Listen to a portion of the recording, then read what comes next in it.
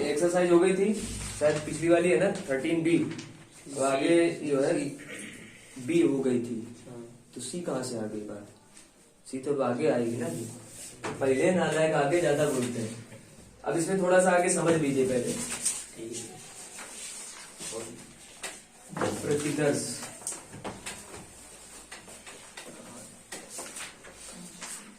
समष्टि का विभाजन,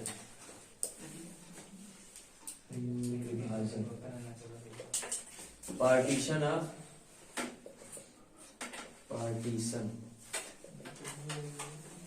सैंपल स्पेस, इसको ऐसे डिनोट करते हैं,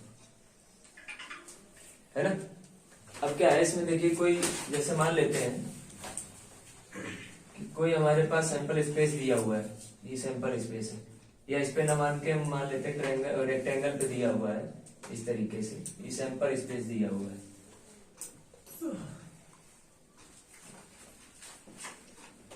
ठीक है, और इस पे संभावनाएं दी गई हैं। अभी क्या है कि अभी तक आप लोगों ने पढ़ा है कि जैसे मान लेते थे अभी कि कुछ संभावनाएं दी जाती थी, ठीक, और उनमें से कुछ हमें संभावनाओं को चुनना पड़ता था, तब जाके कुछ आउटपुट मिलता था। ठीक है ना, कुछ चीजें दी होती थी, 5 गेंदे 10 गेंदे एक झोले में है, या मतलब कार्ड्स दिए होते थे, उनमें से एक उठाना होता था, फिर उनकी संभावना बतानी होती थी कि क्या है। अभी क्या है, अभी अब आउटपुट दिया गया होगा इस, अब जो आगे जब आप पढ़ेंगे, मतलब आउटपुट दिया जाएगा, आपको बताया जाएगा कि ये पत्ता है काहे का, या ये गेंद है कैसी। जैसे अभी तक गेंदें होती थी लाल नीली, तो लाल निकालने की प्रायिकता पूछता था। अब वो कहेगा कि लाल तो ठीक है, लाल निकली है जो गेंद, मतलब एक हमने निकाली है वो लाल है, लेकिन किस बैग से निकली है ये बतानी है। बैग होंगे 2, ठीक है ना, या 3 होंगे, जैसा भी होगा वो सारी चीजें से बताई जाएंगी। तो अब आउटपुट दिया जाएगा इसमें, जो हम मतलब अभी तक निकालते थे वो दिया जाएगा। ठीक, तो कुल मिलाकर हमने ये बताया कि आपको एक सैंपल स्पेस दिया है, समष्टि एक दी गई है पूरी संपूर्ण, और उसमें करना क्या है, अभी आपको विभाजन करना है। जो संभावनाएं दी होती, तो मान लेते हैं पहले ये E1 दी है, फिर E2 ये E3 E4, और इसी तरीके से मान लेते हैं ये E5 दिया है। ठीक है, और ये जो इधर वाला है ये पूरा कुछ न करते हुए इसमें ये आपका A दिया है।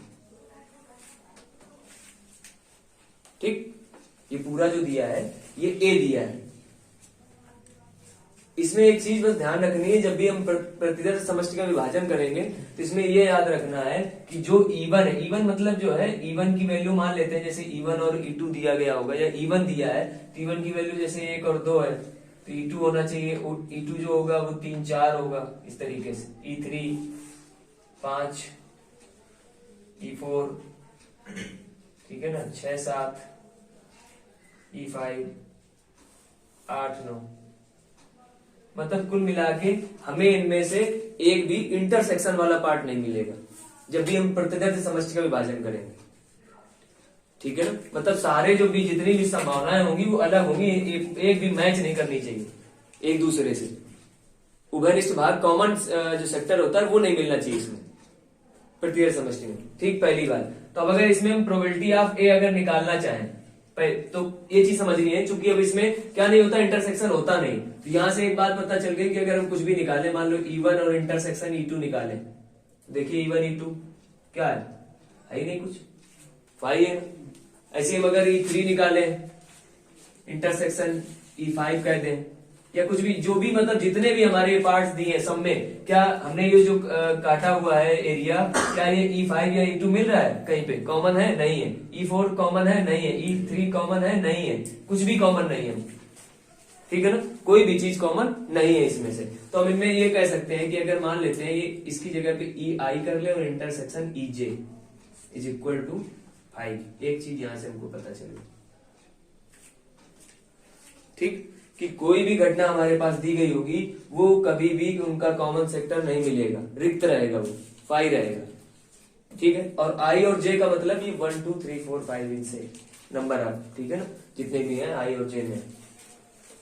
और जो टोटल जो सैंपल स्पेस बनेंगे वो हमारे कितने बनेंगे अगर हम इनसे बनाना चाहें तो वो बनेंगे जैसे 1 2 3 4 5 6 7 8, इसका मतलब समझे, मतलब ये कि अगर हम यहां से निकालना चाहें कि E1 union E2, E1 union E2 और E1 यूनियन E2 निकालेंगे तो ये E1 यूनियन E2 है ना, मतलब दोनों आएगा, दोनों को लेना पड़ेगा। ऐसे मगर E1 मतलब E2 यूनियन E3 निकालेंगे, E3 यूनियन E4, यूनियन का मतलब क्या होता है, सबको लिया जाता है, इंटरसेक्शन में कॉमन पार्ट लिया था, कॉमन है नहीं तो 5 हो गया। अब यूनियन अगर निकालेंगे तो देखो इसमें 1 2 3 और 4 दोनों का सम्मिलित हो जाएगा, इससे उठाएं हम तो 1 2 3 4 इस तरीके से, ठीक। मतलब अगर हम बात करें कि E1 union E2 union E3 union E4 up to dash dash union En is equal to sample space. Sample space जो दिया गया होगा 1 2 3 4 कितने 8 और 1 9, पूरा 9 तक दिया गया।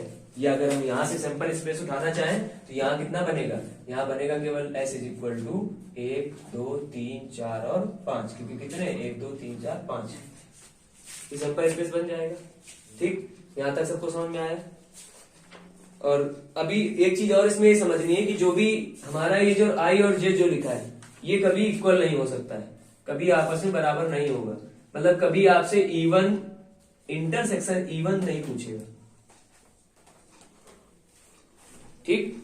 I और I does not equal to J, ये बात समझनी है, ठीक है। तो इतनी बात अभी पहले आप नोट कर लीजिए, फिर ये एक डिवाइडेशन हुआ, थोड़ा सा फिर आगे और बताते हैं, ठीक है। इतना नोट कर लीजिए। चलिए अब आगे देखिए, इसको भी साफ कर देते हैं। अब आगे बात आती है संपूर्ण प्रायिकता प्रमेय। अगली जो है वो है संपूर्ण प्रायिकता प्रमेय।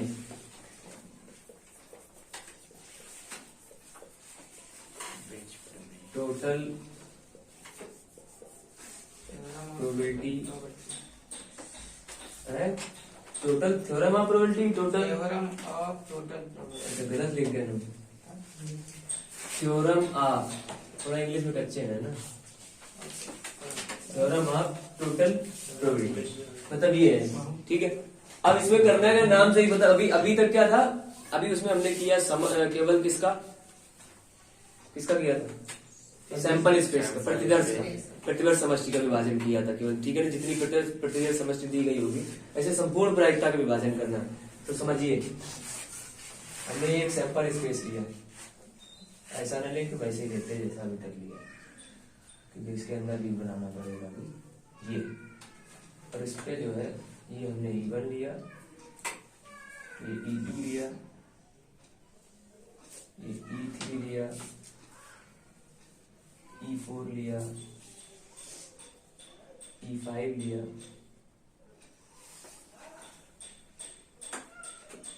थोड़ा सा गोला है ना, सही बात बना लीजिएगा। ये A ले लिया हमने पूरा इतना,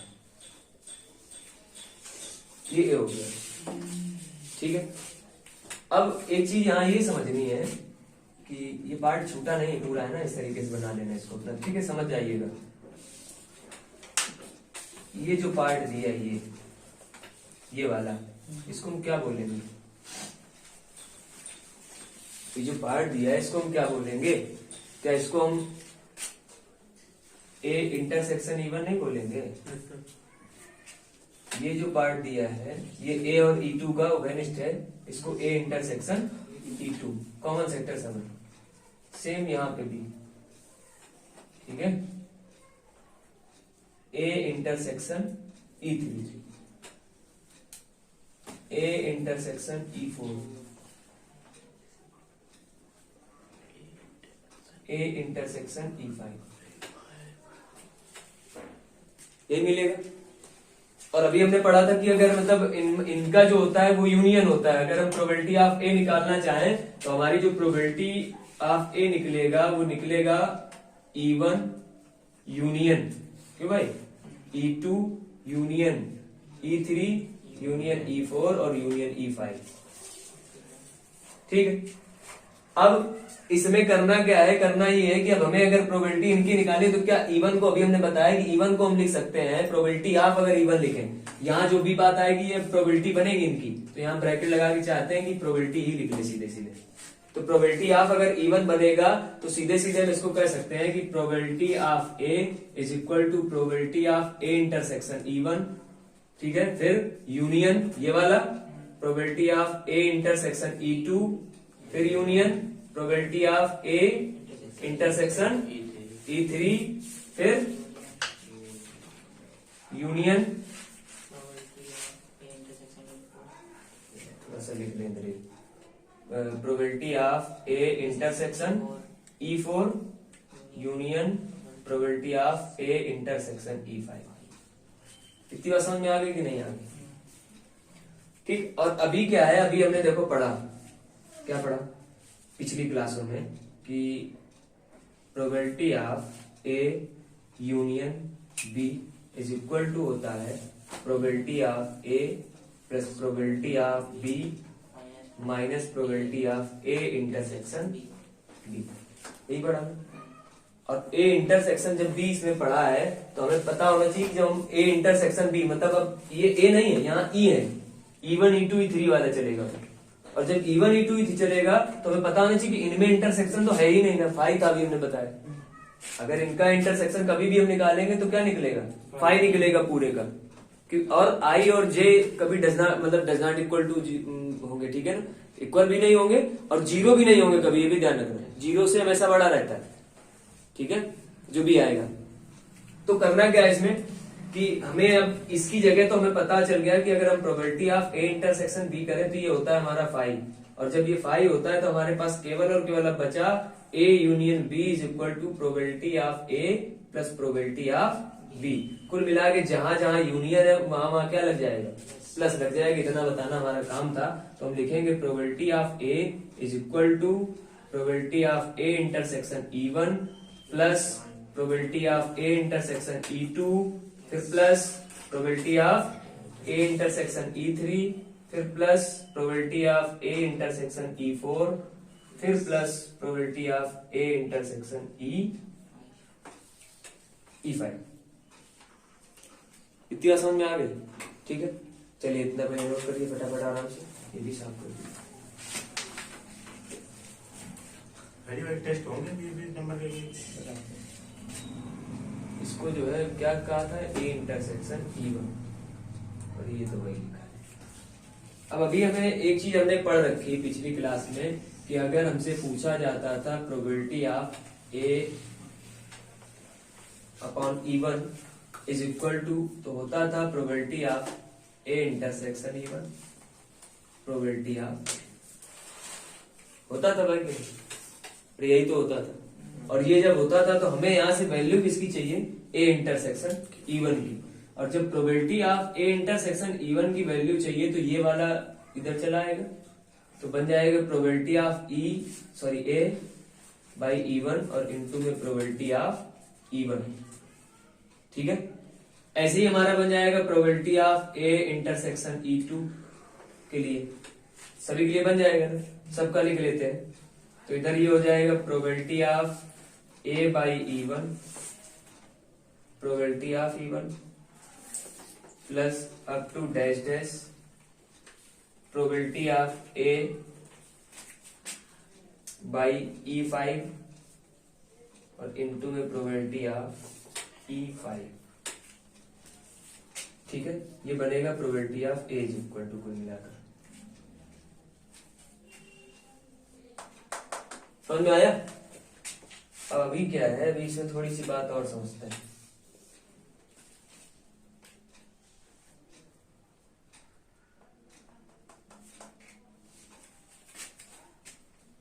यहां से एक फार्मूला बनेगा probability of A is equal to, ठीक है, समेशन, समेशन का मतलब जानते हो, समेशन का मतलब जानते हो, सिग्मा कहते हैं इसको। समेशन, सिग्मा भी बोलते हैं, समेशन भी बोलते हैं। समेशन का मतलब होता है सभी का योग, ठीक है, सबका योग करना होता है। जब समेशन करेंगे तो ये बनेगा आपका, यहाँ पे मान लेते हैं j इज इक्वल टू 1। इसका मतलब कभी कभी नहीं समझ में आता है बच्चों को कि इसका मतलब ये क्या दिया है, j इज इक्वल टू 1। इसका मतलब होता है कि j की वैल्यू जो होगी वो 1 से फिर ऊपर जाना है, नीचे रहना है ना, 1 से लेकर n तक, कहीं तक भी जा सकते हो आप, ये चीज होती है इसकी, इसका जो मतलब होता है। और इधर जो हो जाएगा ये आपका बनेगा probability of A upon EJ, probability of EJ. ठीक, ये बन गया आपका फार्मूला सीधे सीधे। अब इसी में आपसे जो भी पूछता जाए, समेशन का मतलब हो गया कि योग इसी फॉर्म में आगे योग करते चले जाएंगे, जैसे हमारा ये लिखा हुआ। अगर 2 पूछेगा तो दूसरे तक का योग करना है, ठीक है। 3 पूछे तो तीसरे का फिर कर देना, 4, 5, 6 जितने भी पूछते जाए हमें उतने ही आगे बढ़ाते जाना। ठीक, तो इसको नोट करिए।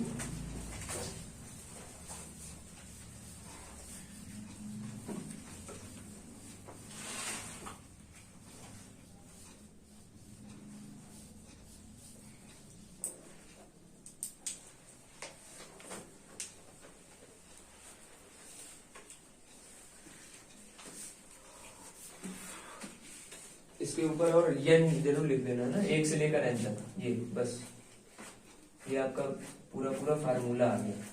ठीक है, और बस आज इतना ही बताया जाएगा। 2 हमने अभी बता दिए हैं थ्योरम, एक बताई प्रतिदर्श से समष्टि का विभाजन और एक बता दी संपूर्ण प्रायिकता प्रमेय। इससे क्या होगा, इससे आपको अभी जब हम क्वेश्चन बताएंगे तो क्वेश्चन बिल्कुल हलवा के तरीके से समझ लो। हलवा जानते हो, लपसी जानते हो, रबड़ी जानते रबड़ी जानते हो, लपसी नहीं जानते?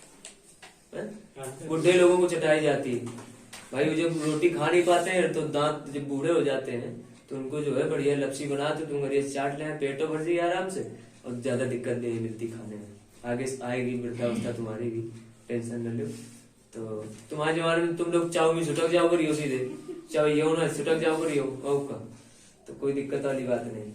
तो आज इतना ही, क्योंकि आगे जो अगली कड़ी में है वो है हमारी बेज थ्योरम। बेज थ्योरम जानते हो? नहीं जानते हो, पहली बार पढ़ रहे हो तो बेज थ्योरम पढ़ाएंगे कल अगली क्लास में, ठीक है। और वो थोड़ी बड़ी भी है। बड़ी क्या है मतलब समझ, सबसे बड़ी चीज है समझना, इसीलिए हम ये सारी चीज स्टार्टिंग से बता रहे हैं। तो पहले समझोगे, उसके बाद फिर सवाल जब पढ़ेंगे तो सवाल बिल्कुल आराम से होते चले जाएंगे अगली एक्सरसाइज के, ठीक। तब तक के लिए कुछ एक आध सवाल वही बोलेंगे, वो आपको करने होंगे, ठीक।